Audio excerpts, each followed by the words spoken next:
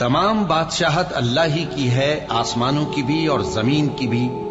वो जो चाहता है पैदा करता है, जिसे चाहता है बेटियां अता करता है और जिसे चाहता है बेटे बख्शता है, या उनको बेटे और बेटियां दोनों इनायत फरमाता है, और जिसको चाहता है बे औलाद रखता है। वो तो जानने वाला है, कुदरत वाला है, और किसी आदमी के लिए मुमकिन नहीं कि अल्लाह उससे बात करे मगर वही के जरिए या पर्दे के पीछे से, या कोई फरिश्ता भेज दे तो वो अल्लाह के हुक्म से जो अल्लाह चाहे इल्का करे। बेशक वो बुलंद बरतर है, हिकमत वाला है। और इसी तरह हमने अपने हुक्म से तुम्हारी तरफ रूहुल कुदुस के जरिए से कुरान भेजा है। तुम न तो किताब को जानते थे और न ईमान को, लेकिन हमने इसको नूर बनाया है कि इससे हम अपने बंदों में से जिसको चाहते हैं हिदायत करते हैं। और बेशक ए नबी, तुम सीधा रास्ता दिखाते हो।